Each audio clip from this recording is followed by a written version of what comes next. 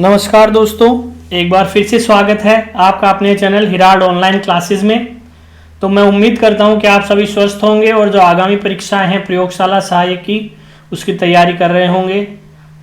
जैसा कि आपको पता है कि परीक्षा नज़दीक है और जो अंतिम चरण की तैयारी कह लीजिए कि 2-4 दिन में, तो जो अंतिम चरण की तैयारी अपने कॉन्सेप्ट्स को रीबिल्ड करने की या उनको एक बार वापस जांचने की कि हाँ मैंने ये पढ़ा है, आपको कितना आता है, कितने कॉन्सेप्ट क्लियर हैं, तो उनको जांचने के लिए और इसी के साथ साथ क्वेश्चन की प्रैक्टिस करने के लिए, तो इसी के लिए आपका जो अपना हिराड परिवार है वो आपके लिए जो इंपॉर्टेंट क्वेश्चंस हैं, मोस्ट एक्सपेक्टेड क्वेश्चन कह लीजिए गृह विज्ञान के, तो उसकी जो ये क्लासेज हैं वो कल हमारी पहली क्लास थी जिसमें कि मैंने आपको लगभग 70 क्वेश्चन कराए थे जो कि इंपॉर्टेंट हैं एग्जाम के दृष्टिकोण से, या कह लीजिए कि एग्जाम में जिनके आने के चांस बनते हैं वो इन्हीं क्वेश्चंस में से, क्योंकि 100% तो कोई बता नहीं सकता, लेकिन हम एक्सपेक्ट कर सकते हैं कि हाँ इसी टाइप के क्वेश्चन बन सकते हैं ज़्यादा से ज़्यादा। तो वो मैंने कल कराए थे आपको।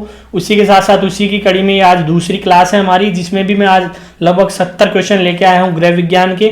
इसी के साथ साथ कल आपकी क्लास में मैंने लास्ट में 30 से 40 क्वेश्चन जो राजस्थान जीके के हैं सेलेक्टेड क्वेश्चन जो इंपॉर्टेंट है और जो पिछली बार उसी टाइप के क्वेश्चन पूछे गए थे वो क्वेश्चन आपको व्याख्या के साथ करवाए थे, जिसमें कि आपको हर क्वेश्चन की जो 4 ऑप्शन होते हैं चारों की व्याख्या करी थी कि हाँ और कोई भी क्वेश्चन बन सकता है उस क्वेश्चन। तो आप मान लीजिए कि एक क्वेश्चन से आपके 3 से 4 क्वेश्चन तैयार हो गए थे। उसी प्रकार आज भी 70 क्वेश्चन तो गृह विज्ञान के हैं और इसी के साथ साथ 30 से 35 क्वेश्चन राजस्थान जीके के हैं व्याख्या के साथ। तो आप जुड़ जाइए हमारे साथ, ज़्यादा से ज़्यादा इस वीडियो को शेयर कर दीजिए, अगर चैनल पे नए हैं तो सब्सक्राइब कर लीजिए, जिससे कि जो आने वाली क्लासेज है, क्योंकि आपको ये रेगुलर क्लास मिलेगी डेली का, जिसमें कि आपको 110 से 15 क्वेश्चन डेली का मिलेंगे, जिसमें 70 क्वेश्चन होम साइंस के होंगे, तो लगभग आपके 400 साढ़े 400 क्वेश्चन हो जाएंगे। एक तरीके से क्वेश्चन बैंक ही हो जाएगा, जो कि आपकी तैयारी हो जाएगी, प्रैक्टिस हो जाएगी, एक बार आप इनको पूरों को कर लेंगे। हो सकता है ये क्वेश्चन आपने पहले पढ़ लिए हैं तो इनकी एक बार फिर से प्रैक्टिस हो जाएगी। अगर नहीं पढ़े हैं, कुछ क्वेश्चन रह गए हैं तो वो इनमें कवर अप हो जाएंगे, क्योंकि होम साइंस में इतने क्वेश्चन बनते हैं 500-700 क्वेश्चन, तो हम आपको प्रोवाइड कराने की कोशिश कर रहे हैं, ज़्यादा से ज़्यादा क्वेश्चन आप तक पहुंचाए जा सके। टेलीग्राम के माध्यम से भी हम क्विज करा रहे हैं जिससे कि बच्चे ज़्यादा से ज़्यादा अपनी तैयारी को कर सके। तो अगर आप टेलीग्राम पे हमसे नहीं जुड़े हैं अभी तक तो डिस्क्रिप्शन में लिंक दिया हुआ है, आप हमसे जुड़ जाइए और रोजाना जो क्विज ऑर्गेनाइज किया जाता है उसमें भी पार्टिसिपेट कर सकते हैं। उसी के साथ साथ ये क्लास पूरी देखिएगा एंड तक, क्योंकि ये क्वेश्चन है जो इंपॉर्टेंट क्वेश्चन है वही मैं आपको यहाँ पे बता रहा हूँ। तो आज की क्लास को चालू करते हैं। देखिए पहला क्वेश्चन है, भोजन विषाक्त होने के कारण है, यानी भोजन का जो विषाक्त हो जाता है यानी फूड पॉइजनिंग हो जाती है वो उसके कारण है।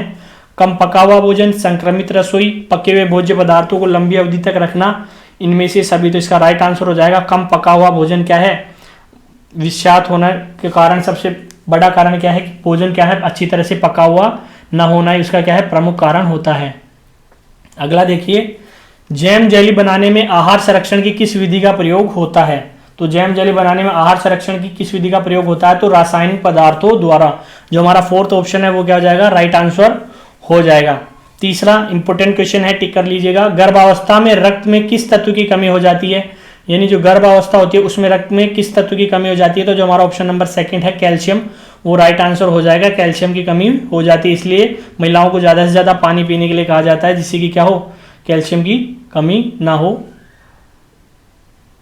और ज़्यादा से ज़्यादा कैल्शियम के जो आपको प्रोडक्ट दिए जाते हैं जिससे कि कैल्शियम की कमी, क्योंकि ब्लड में कैल्शियम की कमी हो जाती है। अगला है, मानव शरीर में शक्ति प्रदान करता है, तो इसका जो राइट आंसर हो जाएगा वो हो जाएगा कार्बोहाइड्रेट, यानी जो पावर का या एक तरीके से एनर्जी का काम करता है वो क्या करता है कार्बोहाइड्रेट। तो 74 का कौन सा ऑप्शन नंबर 2 क्या हो जाएगा, राइट आंसर हो जाएगा। अगला देखिए, 6 माह के बच्चे को कैसा आहार देना चाहिए। इंपॉर्टेंट क्वेश्चन है, 6 माह के बच्चे को कैसा आहार देना चाहिए, पूरक आहार, तरल आहार, अर्ध तरल आहार या ठोस आहार। तो इसका देखिए कि हमें 6 माह के बच्चे को तरल आहार यानी जो लिक्विड है उसी में देना चाहिए, बाकी ये तीनों नहीं। इसका राइट आंसर क्या हो जाएगा, तरल आहार यानी लिक्विड ही देना चाहिए। अगला है, कुपोषण का कारण नहीं है, निर्धनता, अत्यधिक कार्य, नींद की कमी, स्वच्छ एवं स्वस्थ पौष्टिक भोजन। तो आपको ये दिख रहा होगा, सिंपल क्वेश्चन है, अगर आप स्वच्छ एवं स्वस्थ पौष्टिक भोजन करेंगे तो कुपोषण होगा ही क्यों। कुपोषण का मतलब है कि निर्धनता इसका कारण हो सकती है कि आपको टाइम पे आप खाना ना खा पा रहे हो क्योंकि आप निर्धन हो। दूसरा, अत्यधिक कार्य यानी आप बहुत ज़्यादा कार्य करते हो और भोजन ना खा पा रहे हो। तीसरा, नींद की कमी भी हो सकती है, यानी पागल हो जाता है आदमी। अगर आप देख लीजिए प्रैक्टिकल, अगर आप 2 से 3 दिन नहीं सोएंगे तो आप पागलों की तरह हो जाएंगे। तो नींद की कमी भी कुपोषण का एक कारण हो सकती है, लेकिन अगर स्वस्थ और पौष्टिक भोजन आप कर रहे हैं तो फिर आप कुपोषण का शिकार नहीं हो सकते। तो इसलिए क्या हो जाएगा, इसका फोर्थ ऑप्शन राइट आंसर हो जाएगा। अगला है लार में रहता है, यानी जो हमारी लार है उसमें क्या रहता है, कार्बोहाइड्रेट, टाइलिन, प्रोटीन, इनमें से कोई नहीं। तो इसका राइट आंसर हो जाएगा टाइलिन। इंपॉर्टेंट क्वेश्चन है, टिक कर लीजिए, लार में रहता है तो टाइलिन। अगला है खेसारी दाल खाने से हो जाता है, खेसारी दाल खाने से हो जाता है, क्या हो जाता है, रतौंधी, पैरों में लकवा, अल्सर या तेज बुखार। तो इसका राइट आंसर हो जाएगा पैरों में लकवा। खेसारी दाल खाने से क्या हो सकता है, पैरों में लकवा मार सकता है, यानी आप पैरालाइज हो सकते हैं। अगला है सबसे शुद्ध जल होता है नदी का, वर्षा का, समुद्र का या कुएं का जल। तो इसका जो राइट आंसर है वर्षा का, यानी जो रेन वाटर होता है वो सबसे प्योर वाटर या फ्रेश वाटर कह लीजिए, जो कि हम पीने के में या हमारे जो रेगुलर यूजेज में लेते हैं। तो वर्षा का जल सबसे क्या होता है, प्योर या फ्रेश वाटर होता है। अगला है भारत की स्वास्थ्य समस्या क्या है।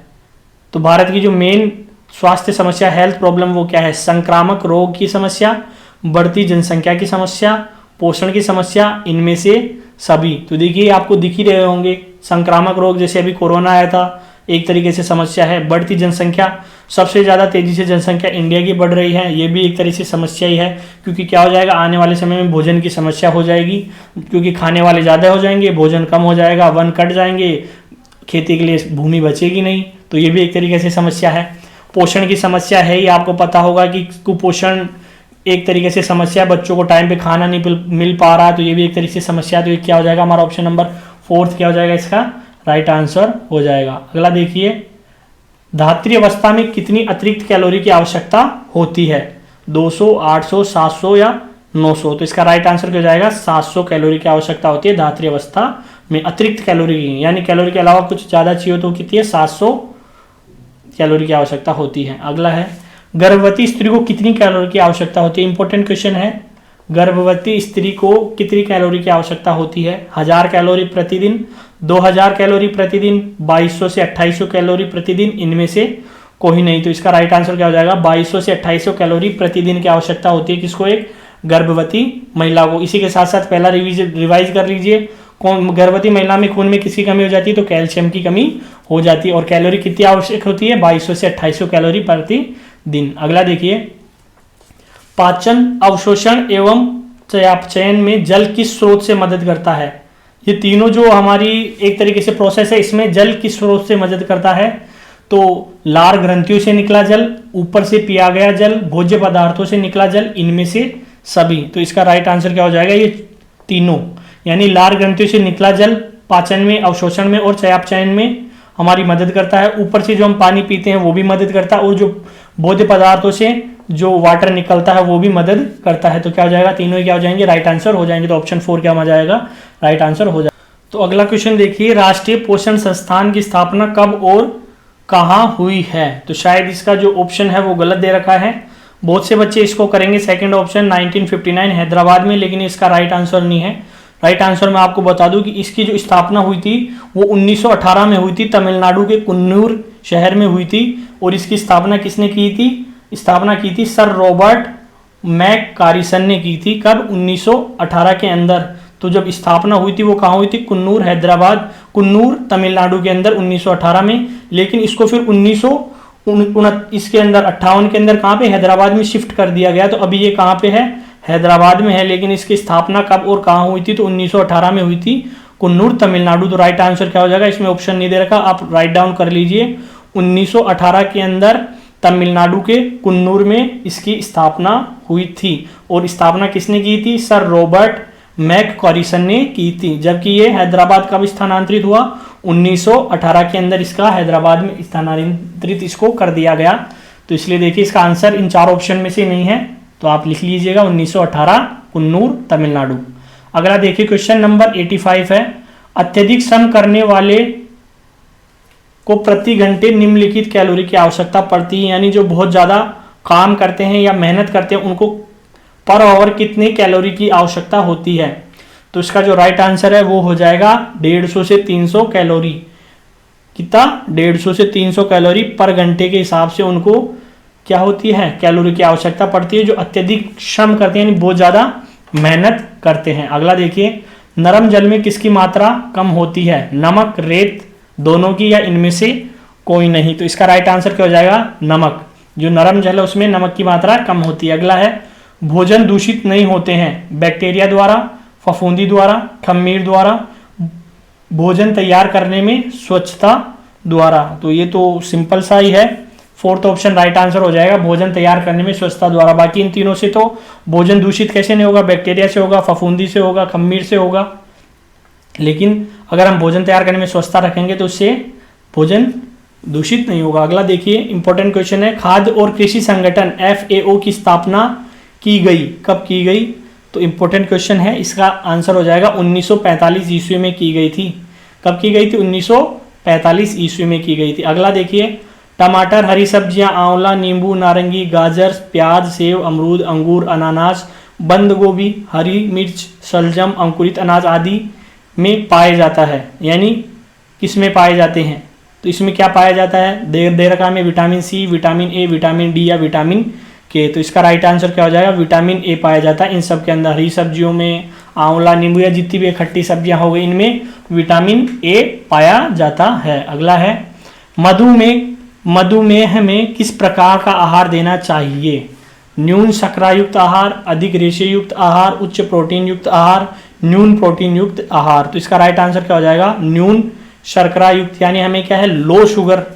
यानी आपको मधुमेह है, डायबिटीज है, तो हमें क्या चाहिए? कम से कम शुगर युक्त, यानी आपके भोजन में ना के बराबर शुगर होनी चाहिए। अगला देखिए, फलों एवं सब्जियों के पकने की क्रिया के लिए निम्न में से कौन जिम्मेदार है? तो इसका जो राइट आंसर हो जाएगा वो क्या हो जाएगा? एंजाइम। यानी क्या होता है? फल व सब्जियां पकने की क्रिया के लिए कौन जिम्मेदार होता है? तो एंजाइम। इंपॉर्टेंट क्वेश्चन है, टिक कर लीजिए, आ सकता है एग्जाम में। अगला है, दूध में मिलावट को परख करने वाला यंत्र का नाम। इंपॉर्टेंट क्वेश्चन, दूध में जो मिलावट करते हैं, आपको पता होगा, पानी डालते हैं तो एक जो यंत्र आता है, जिससे इक्विपमेंट आता है, जिससे कि आप बता सकते हैं कि इसमें कितना % पानी है, वो क्या होता है? थर्मामीटर, लैक्टोमीटर, बैरोमीटर या किलोमीटर। तो देखिए, इसको आप क्रॉस करते चलिए, किलोमीटर हो नहीं सकता, बैरोमीटर नहीं हो सकता, थर्मामीटर नहीं हो सकता, क्योंकि इनसे थर्मामीटर से तो बुखार निकलती है, तो ये होता है लैक्टोमीटर। तो दूध में मिलावट की परखने के लिए कौन सा यंत्र होता है? लैक्टोमीटर। अगला देखिए, निम्न में कौन शरीर की आधारशिला कहलाता है? यानी कि जो आधारशिला कह लीजिए आप, क्या कह सकते हैं? स्ट्रक्चरल यूनिट होता है किसकी? हमारे शरीर की। वो क्या कहलाता है? तो इसका जो राइट आंसर हो जाएगा वो क्या हो जाएगा? प्रोटीन। प्रोटीन शरीर की क्या कहलाता है? आधारशिला कहलाता है। अगला है, सूर्य की रोशनी प्रदान करती है। बिल्कुल जनरल क्वेश्चन है, लेकिन इंपॉर्टेंट क्वेश्चन है। भूल जाते हैं कभी बच्चे, देख लीजिए आप, सूर्य में जाने काले हो जाएंगे हम तो नहीं। सूर्य की रोशनी हमें विटामिन डी प्रोवाइड कराती है, जो कि हमारी बॉडी के लिए क्या होता है? एसेंशियल होता है, यानी जरूरी होता है। तो इसलिए क्या है? धूप में जाना चाहिए, क्योंकि बहुत से बच्चे नहीं जाते, घरों से बाहर ही नहीं निकलते, हम तो काले हो जाएंगे। तो इसलिए क्या है? सूर्य से हमें क्या मिलता है? सूर्य के प्रकाश से विटामिन डी मिलती है। अगला देखिए, परिवार के दैनिक आहार को कितने भागों में बांटा गया है? 2, 3, 4 या 5? तो इसका राइट आंसर क्या हो जाएगा? 4 में बांटा गया है। अब ये भी आपको पता होगा कैसे कैसे बांटा गया है। देखिए, सुबह नाश्ता करते हैं, उसके बाद सुबह का भोजन होता है, फिर क्या होता है? लंच होता है, और फिर क्या होता है? डिनर होता है। तो आहार को किस में? 4 में बांट दिया। हमारे तो जो क्या है, सीधा होता है सर, सुबह रोटी खाते हैं, शाम को खाते हैं, नाश्ता पानी तो कुछ जानते ही नहीं है, रोटी मिलती है सीधी तो रोटी खाते हैं। लेकिन वैसे जो जनरलाइज कैटराइज किया गया है वो 4 भागों में उसको बांटा गया है। अगला है, स्वच्छ जल होता है रंगहीन, गंधहीन, कीटाणु रहित, उपयुक्त सभी। इंपॉर्टेंट क्वेश्चन है। जो प्योर वाटर होता है इसमें ना तो कलर होता है, वाटर का कोई कलर नहीं होता। बहुत से बताते हैं सर कलर होता है स्काई ब्लू, नहीं, वाटर का कोई कलर नहीं होता, कोई स्मेल नहीं होती, और उसमें कोई भी बैक्टीरिया या कीटाणु नहीं पाए जाते। तो वो इसका राइट आंसर क्या हो जाएगा? फोर्थ ऑप्शन राइट आंसर हो जाएगा। इंपॉर्टेंट क्वेश्चन है ये भी। अगला है, निम्नलिखित में से किसकी आवश्यक गर्भावस्था में बढ़ जाती है? यानी किसकी आवश्यकता गर्भावस्था में बढ़ जाती है? प्रोटीन, कैल्शियम, खनिज लवण, इनमें से सभी। तो इसका राइट आंसर क्या हो जाएगा? सारे, क्योंकि विटामिन की, कैल्शियम की, प्रोटीन की गर्भावस्था में महिला को इन सब की जरूरत पड़ती है, जिससे क्या हो? बेबी क्या हो? स्वस्थ हो। इसी के साथ साथ जो महिला है वो भी क्या हो? स्वस्थ हो। तो उसमें को इन सारी जो विटामिन है, जैसे प्रोटीन्स, कैल्शियम, खनिज लवण हो गए, इन सब की आवश्यकता पड़ती है। अगला देखिए, गेहूं, चावल तथा बाजरा में अधिकतर मिलाए जाते हैं डंडल, कंकड़ पत्थर तथा मिट्टी, लोहे का चूर्ण, टेल्कम पाउडर। इंपॉर्टेंट क्वेश्चन है। तो इसमें कंकड़ पत्थर तथा मिट्टी मिलाए जाते हैं। जैसे आपको पता होगा गाँव में राशन मिलता है तो उसमें क्या करते हैं, अच्छी चीज़ों को तो अच्छे जो गेहूँ चावल बाजरा निकाल लेते हैं और उनकी जगह क्या है, तोल बराबर करने के लिए या वजन बराबर करने के लिए कंकड़ पत्थर और मिट्टी डाल देते हैं। तो क्या हो जाएगा इसका ऑप्शन नंबर सेकेंड। अगला है कैल्शियम का सर्वोत्तम स्रोत है, यानी कैल्शियम का सर्वोत्तम स्रोत क्या है, मांस सब्जियां दूध से बने पदार्थ इनमें से सभी। तो इसका राइट आंसर क्या हो जाएगा, ये सारे ही मांस सब्जियां दूध से बने पदार्थ ये क्या है, सारे क्या है कैल्शियम का सर्वोत्तम स्रोत है तीनों ही। अगला है ऊर्जा प्राप्ति का मुख्य स्रोत है, ऊर्जा प्राप्ति का मुख्य स्रोत क्या है।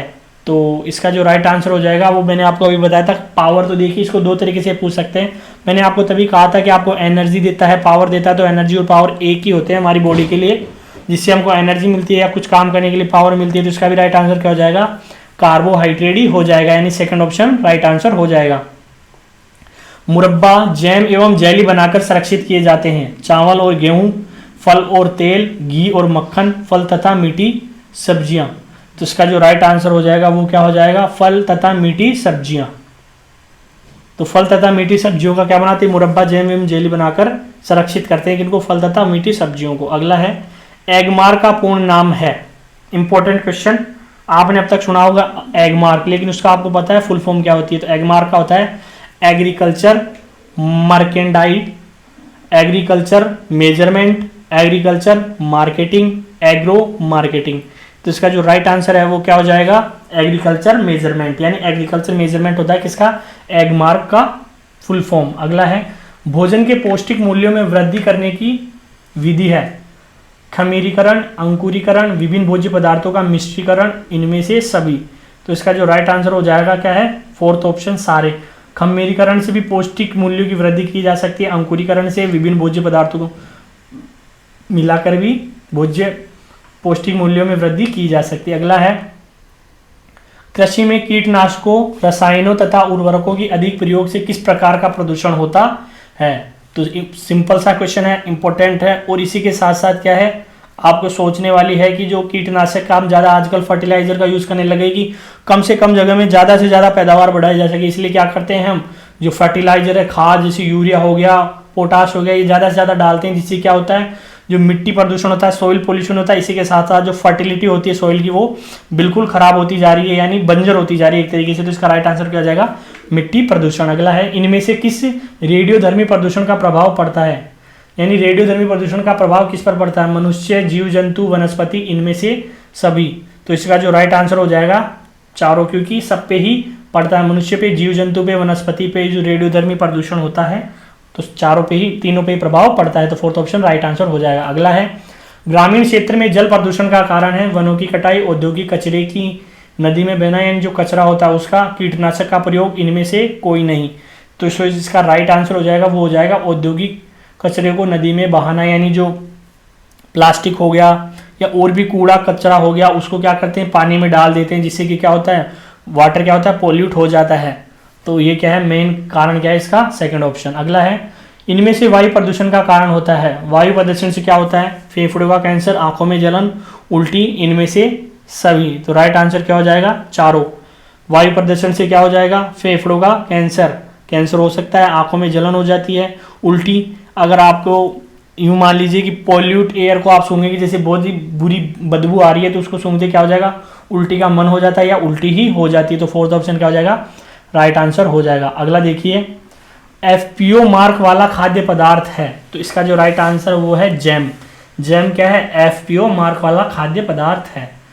अगला है परिवार में प्रतिमाह अर्जित होने वाली आय को कहते हैं प्रत्यक्ष आय, सामूहिक आय, पारिवारिक आय, वास्तविक आय। तो इसका राइट आंसर क्या हो जाएगा, पारिवारिक आय। जो परिवार में आ रही है तो वो कौन सी हो गई, पारिवारिक आय हो जाएगी। इनमें से कौन पारिवारिक बजट नहीं है, संतुलित बजट, घाटे का बजट, बचत का बजट, इनमें से सभी। तो पारिवारिक बजट कौन सा नहीं है, तो सबको ही पता है बजट कोई सा, तो पारिवारिक बजट कौन सा है, इनमें से कोई सा ही नहीं, संतुलित बजट, घाटे का बजट, बचत का बजट, इनमें से सभी। तो इसका राइट आंसर हो जाएगा फोर्थ ऑप्शन, यानी चारों ही क्या है, पारिवारिक बजट नहीं है। प्रत्येक वर्ष किस दिन विश्व बचत दिवस मनाया जाता है, इंपॉर्टेंट क्वेश्चन है। प्रत्येक वर्ष किस दिन विश्व बचत दिवस मनाया जाता है? तो इसका जो राइट आंसर हो जाएगा वो हो जाएगा 30 अक्टूबर को क्या मनाते हैं हम? विश्व बचत दिवस मनाते हैं। अगला है मासिक वेतन परिवार की किस आय के अंतर्गत आता है? तो इसका राइट आंसर क्या हो जाएगा? ऑप्शन नंबर 1 मौद्रिक आय। जो मासिक वेतन आता है परिवार का वो किस आय के अंतर्गत आता है? तो मौद्रिक आय, यानी मुद्रा के रूप में ही तो आता है, पैसे ही तो मिलते हैं, तो वो क्या हो जाएगा? मौद्रिक आय। अगला है बैंक के खातों के प्रकार होते हैं, तो बचत खाता तथा आवर्ती खाता, निश्चित अवधि जमा खाता, चालू खाता, इनमें से सभी। तो राइट आंसर क्या हो जाएगा? इनमें से सभी, यानी ये पूरे प्रकार के खाते क्या है? बैंक के खातों के ही प्रकार हैं। घर की उपयोगिता मानव जीवन में क्यों है? इंपॉर्टेंट क्वेश्चन है, जनरल नॉलेज का है। जनरल नॉलेज का घर की उपयोगिता क्यों होती है? सुरक्षा, प्रतिष्ठा, स्थायित्व, इनमें से सभी। तो इसका राइट आंसर क्या हो जाएगा? चारों। सुरक्षा भी देता है, प्रतिष्ठा भी देता है, स्थायित्व यानी स्टेबिलिटी भी देता है। तो क्या हो जाएगा? Right answer 4th option right हो जाएगा। अगला है गरीबी रेखा की गणना की जाती है। इंपॉर्टेंट क्वेश्चन है ये भी। गरीबी रेखा की गणना कैसे की जाती है? प्रति व्यक्ति पारिवारिक आय, कुल पारिवारिक आय, कुल पारिवारिक भूमि, परिवार की कुल जायदाद। तो इसका जो राइट आंसर हो जाएगा वो क्या हो जाएगा? कुल पारिवारिक आय, यानी जो इनकम है आपके परिवार की, उसी के बेसिस पे गरीबी रेखा की क्या होती है? गणना की जाती है। सेकंड ऑप्शन क्या हो जाएगा? राइट आंसर हो जाएगा। अगला है धन को बढ़ाने के लिए क्या करना चाहिए? बैंक में फिक्स डिपॉजिट, राष्ट्रीय बचत पत्र, लॉटरी, 1 व 2 दोनों। तो जो इसका राइट आंसर हो जाएगा कि बैंक में फिक्स डिपॉजिट और इसी के साथ साथ राष्ट्रीय बचत पत्र दोनों, यानी राष्ट्रीय बचत पत्र और ये बैंक में डिपॉजिट कराने से क्या है? हम धन को बढ़ा सकते हैं। अगला है मजदूरी किस आय के अंतर्गत आती है? इंपॉर्टेंट है ये भी, जनरल नॉलेज का है। वास्तविक आय, प्रत्यक्ष आय, मौद्रिक आय, अप्रत्यक्ष आय। तो जो इसका राइट आंसर हो जाएगा वो हो जाएगा मौद्रिक आय। मजदूरी, क्योंकि आपने पारिवारिक आय जो परिवार में ले जाते हैं डेली का, तो वो मजदूरी भी उसी के अंतर्गत आता है। तो मौद्रिक आय क्या हो जाएगा? इसका राइट आंसर हो जाएगा। अगला देखिए, एटीएम का पूरा नाम है। इंपॉर्टेंट है, होम साइंस में आ जाता है कभी कभी इस टाइप का क्वेश्चन भी, और वैसे भी आपको पता होना चाहिए। कोई पूछ ले एटीएम जा रहा हूं तो ये तो पता है कि एटीएम से पैसे निकलते, लेकिन ये नहीं पता बहुतों को कि इसकी फुल फॉर्म क्या होती है। तो एटीएम की फुल फॉर्म क्या होती है? तो एटीएम की फुल फॉर्म होती है ऑटोमेटिक टेलर मशीन। ठीक है। अब बहुत से बचेंगे सर एनी टाइम मनी, नहीं, पैसे कभी भी निकाल सकते हैं, लेकिन उसका नाम है ऑटोमेटिक टेलर मशीन। अगला है कानों के सुनने की शक्ति किस प्रदूषण के कारण कम हो जाती है? तो ये भी सिंपल सा है क्वेश्चन। तो किससे कम हो जाती है? ध्वनि प्रदूषण से, यानी आप ज़्यादा साउंड पोल्यूशन से क्या हो जाएगी? आपके कानों के पर्दे फट जाएंगे, तो क्या हो जाएगी? सुनने की शक्ति कम हो जाएगी। अगला है पारिवारिक आय का घटक है यानी कंपोनेंट है। मौद्रिक आय, वास्तविक आय, आत्मिक आय, 1 व 2 दोनों। तो इसका जो राइट आंसर हो जाएगा वो क्या हो जाएगा? 1 व 2 दोनों, यानी मौद्रिक आय और वास्तविक आय क्या है? पारिवारिक आय का कंपोनेंट होते हैं। क्या होते हैं? कंपोनेंट होते हैं। अगला है पारिवारिक आय का संबंध है मुद्रा से, वस्तुओं से, सेवाओं से, उपयुक्त सभी। तो इसका राइट आंसर क्या हो जाएगा? सारों से, सेवाओं से भी, वस्तुओं से भी और मुद्रा से भी। तो पारिवारिक आय का संबंध तीनों से, ऊपर के जो तीनों दे रखे हैं उनसे, तो 4th ऑप्शन हमारा क्या हो जाएगा? राइट आंसर हो जाएगा। अगला है राष्ट्रीय बचत पत्र एक जमा योजना है, भारत सरकार द्वारा चलाई गई योजना, विभिन्न बैंकों द्वारा चलाई गई योजना, उपयुक्त दोनों, इनमें से कोई नहीं। यानी ये कौन सी योजना है? तो ये किसने चलाई थी? भारत सरकार ने चलाई थी। कौन सी? राष्ट्रीय बचत पत्र योजना। ठीक है, जमा योजना। अगला है आंतरिक सज्जा अभिव्यक्ति है, यानी जो आंतरिक सज्जा है वो अभिव्यक्ति है रुचि की, कौशल की, धन के सदुपयोग की, इनमें से सभी। तो इसका राइट आंसर क्या है? सारे की। रुचि की भी है, आपको अगर उसमें इंटरेस्ट है, तो कौशल की भी है, धन के सदुपयोग की भी है, यानी आप अच्छी जगह लगा रहे हो, इसी के साथ साथ तो ये तीनों ही क्या हो जाएंगे? Right answer. तो इनमें से सभी क्या हो जाएगा? राइट हो जाएगा। अगला है निम्न में से कौन प्रत्यक्ष वास्तविक आय है? कार्यालय से, मुफ्त मकान, निःशुल्क स्वास्थ्य सेवाएं हैं, सस्ते दाम पर पौष्टिक सामग्री खरीदना, इनमें से कोई नहीं। तो इसका राइट आंसर हो जाएगा, देखिए इनमें से कोई नहीं, यानी इनमें आपको आय कहाँ मिली? पैसा कहाँ मिला? मुफ्त मकान मिल गया, वो पारिवारिक वास्तविक आय नहीं है प्रत्यक्ष। निःशुल्क सेवाएं भी वास्तविक आय नहीं है, सस्ते दाम पर पौष्टिक सामग्री खरीदना भी वास्तविक आय नहीं है। तो राइट आंसर हो जाएगा ऑप्शन 4, इनमें से कोई नहीं। तो इस टाइप के क्वेश्चन भी दे देता है जिसमें कि इनमें से कोई नहीं ऑप्शन राइट आंसर हो जाए कभी कभी। कंपनी का मासिक व वार्षिक आय व्यय का ब्यौरा बनाते हैं। तो जो कंपनी होती है मान लीजिए, तो इसका जो डिपार्टमेंट होता है एक अलग से बनाने के लिए क्या है? जो मासिक यानी जो मंथली और एनुअली क्या है? आय और व्यय का ब्यौरा बनाते हैं, तो लेखा विभाग, वित्त विभाग, सरकार या व्यवस्थापन विभाग। तो इसका जो राइट आंसर हो जाएगा वो हो जाएगा लेखा विभाग। लेखा जोखा रखते हैं ना जो, तो लेखा विभाग क्या हो जाएगा, राइट आंसर हो जाएगा। प्रत्येक परिवार अपनी सुरक्षित भविष्य के लिए क्या करता है, बचत, व्यय, बजट या इनमें से कोई नहीं। सिंपल सा है, क्या करता है, बचत करता है। ज़्यादा से ज़्यादा माँ बाप चाहते हैं कि हमारे बच्चों का भविष्य क्या हो, अच्छा हो, तो उसके लिए क्या करते हैं, वो बचत करते हैं, जी तोड़ मेहनत करते हैं।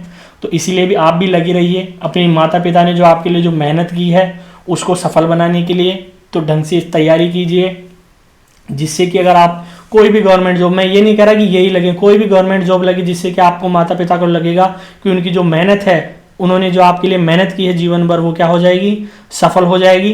तो यही रखिए, डिप्रेशन में मत जाइए, जरूरी नहीं है, एग्जाम तो होते जाते रहते हैं, रिजल्ट आता जाता रहता है, लेकिन आप एक कॉन्फिडेंस रखिए कि मुझे नौकरी लगना है, क्योंकि आदमी वही करता है जो उसके माइंड में चलता है। माइंड सेट सबसे ज़्यादा इंपॉर्टेंट है। तो आप यही रखिए दिमाग में कि मुझे नौकरी चाहिए ही चाहिए, मुझे अपने माता पिता का जो भविष्य, उनको मेरा भविष्य संवारना था, मैं उनका जो बुढ़ापा है या जो आने वाली ज़िंदगी है वो मैं संवारूंगा। तो वो आप कैसे संवार सकते हैं, वो आप संवार सकते हैं एक अच्छी सी जॉब लग के, जिससे कि आपके माता पिता के मन में एक सेटिस्फेक्शन हो जाएगा कि हाँ, मेरी जो मेहनत है उसका फल मुझे मिल गया है। तो अगला देखिए, जीवन बीमा से लाभ है, आकस्मिक मृत्यु पर आर्थिक सहायता, आयकर से छूट, बचत का अच्छा संसाधन या ये सभी। तो इसका जो राइट आंसर हो जाएगा वो हो जाएगा फोर्थ, यानी आकस्मिक मृत्यु पर आर्थिक सहायता जीवन बीमा से मिल जाती है, आयकर टैक्स में छूट मिल जाती है, बचत का साधन भी है। तो क्या हो जाएगा, राइट आंसर, यानी जो जाने वाला है वो चला जाता है, लेकिन पीछे वालों की एक तरीके से फाइनेंशियली सपोर्ट कर जाता है। अगला है, बैंक के कार्य हैं, खाता खोलना, जनता का धन विभिन्न योजनाओं में जमा करना, मांग पर चेक, ड्राफ्ट आदि से पैसा वापस करना, ये सभी। तो ये भी फोर्थ ऑप्शन राइट आंसर हो जाएगा, बैंक के सारे काम होते हैं।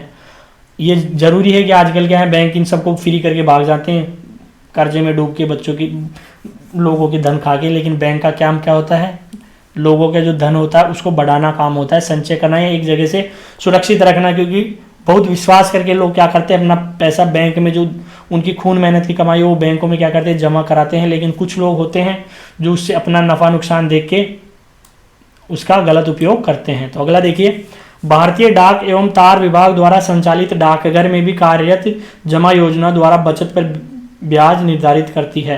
तो इसका जो राइट आंसर हो जाएगा वो ऑप्शन फर्स्ट, राज्य सरकार या केंद्रीय सरकार। अगला है, केवीपी किसान विकास पत्र कहाँ से खरीदा जा सकता है, बैंक से, पोस्ट ऑफिस से, दोनों से, इनमें से कोई नहीं। तो इसका राइट आंसर क्या हो जाएगा, पोस्ट ऑफिस से किसान विकास पत्र क्या करा जा सकता है, खरीदा जा सकता है। अगला है, उचित निवेश से होता है, उचित निवेश से क्या होता है, बचत राशि में वृद्धि, सुरक्षा, प्रतिष्ठा, इनमें से कोई नहीं।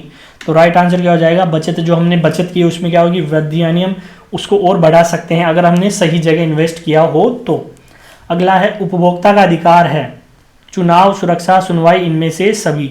तो जो इसका राइट आंसर है कि ये तीनों उपभोक्ता के अधिकार होते हैं। मैंने इसके अलावा भी कल एक दो क्वेश्चन उपभोक्ता के अधिकार के लिए थे, तो वो क्या है, ये इनमें से सभी, चुनाव का, सुरक्षा का, सुनवाई का, तीनों अधिकार होते हैं किसके पास, उपभोक्ता के पास। इसके अलावा भी होते हैं, लेकिन ये तीन भी होते हैं।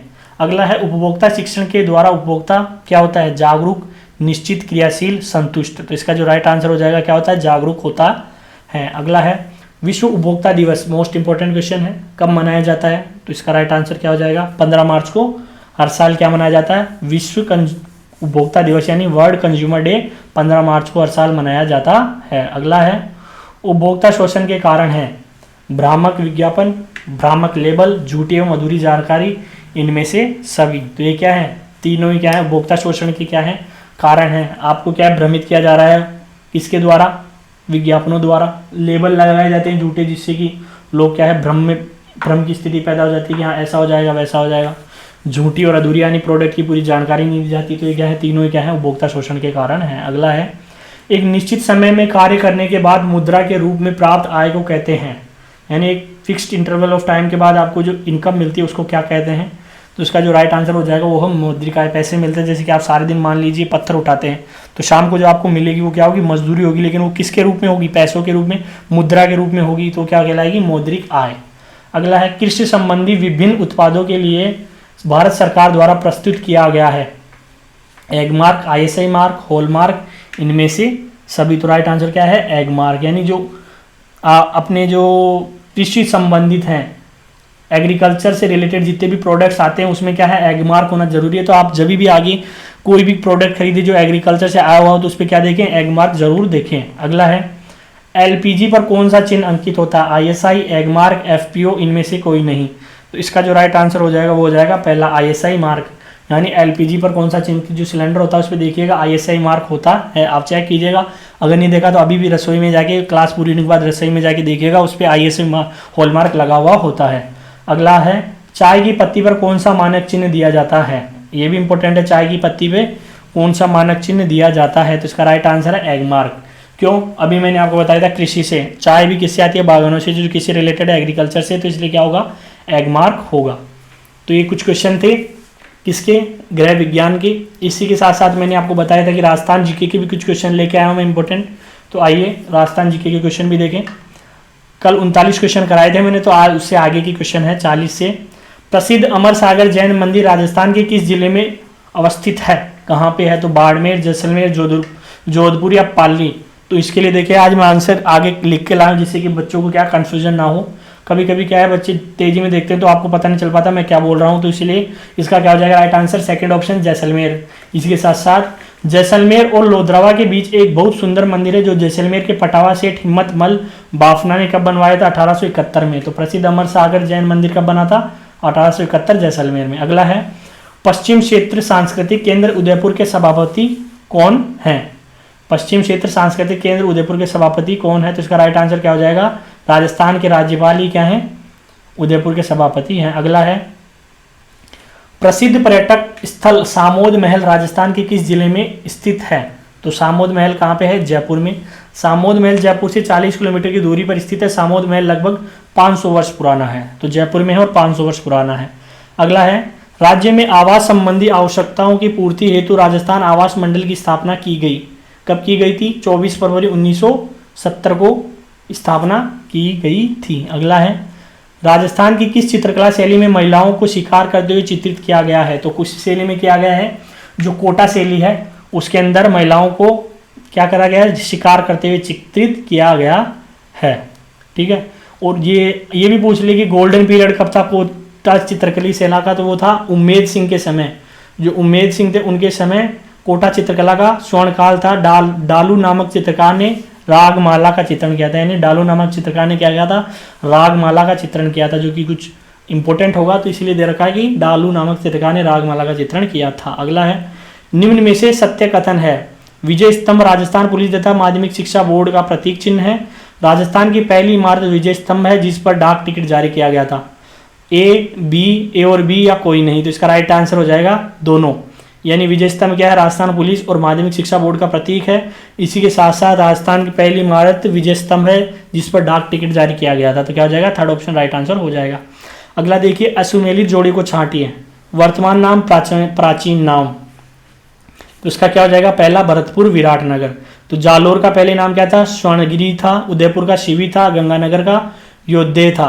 भरतपुर राजस्थान का प्रवेश द्वार या पूरी द्वार कहलाता है। प्राचीन काल में भरतपुर व धौलपुर का क्षेत्र सूरसेन जनपद का हिस्सा था। अगला है नाथों की छतरी स्थित है, तो कहाँ पे है, जोधपुर में है नाथों की छतरी। फुलेरा दूज मनाई जाती है, इंपॉर्टेंट क्वेश्चन है, फुलेरा दूज कब मनाई जाती है, तो फाल्गुन शुक्ल द्वितीया को क्या मनाई जाती है, फुलेरा दूज मनाई जाती है। तो भैया दूज जैसे फुलेरा दूज भी इंपॉर्टेंट है। किस लोक देवता देवी देवता का लोकगीत सबसे लंबा है, तो किस देवता का, रामदेव जी का क्या है लोकगीत सबसे लंबा है, शायद यही है लोकगीत, खम्मा खम्मा उमारे रूणी जेरा धनिया, वही है सबसे लंबा, तो किसका है, रामदेव जी का। इसी के साथ जीण माता का पूरा नाम जयंती माता है।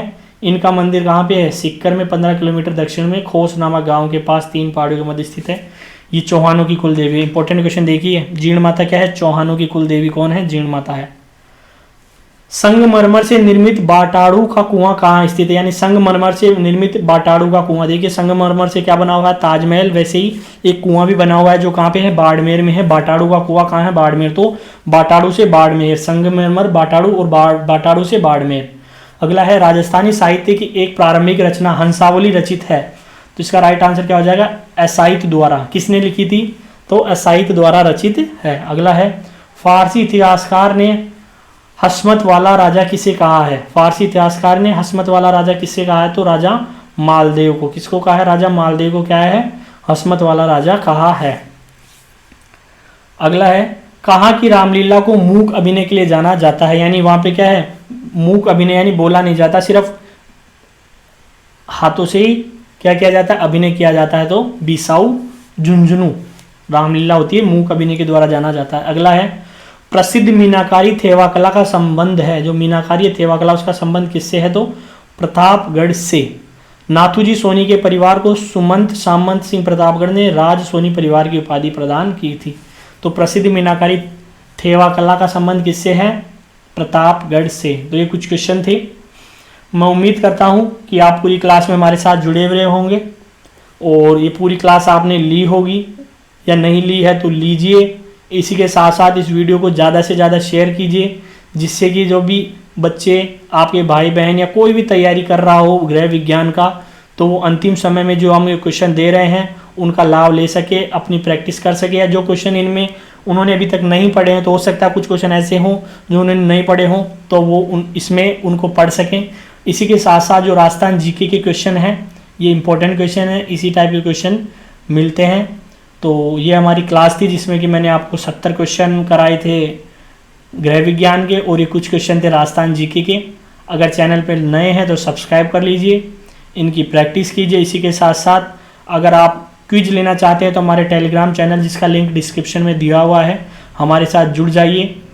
ये जो हमारी गृह विज्ञान के इंपॉर्टेंट क्वेश्चन या एक्सपेक्टेड क्वेश्चन की ये सीरीज़ है, ये आपका पेपर के एक दिन पहले तक चलेगी, जिसमें जितने भी क्वेश्चन हो सकेंगे ज़्यादा से ज़्यादा क्वेश्चन हम प्रोवाइड कराने की कोशिश करेंगे, जिससे कि क्या होगा, आप अपनी तैयारी को अच्छे से कर सकेंगे। और जो आपने लक्ष्य बनाया है नौकरी पाने का, उसमें हम भी आपके थोड़े से यूँ मान लीजिए मददगार या मदद करने की जो हमारी कोशिश है वो पूर्ण होगी। अगर आप ये क्वेश्चन पढ़ लेंगे तो हमें भी लगेगा कि हमने जो आपके लिए किया है वो आप तक पहुंचा है। तो इसी के आशा के साथ आज की ये क्लास मैं समाप्त करता हूं।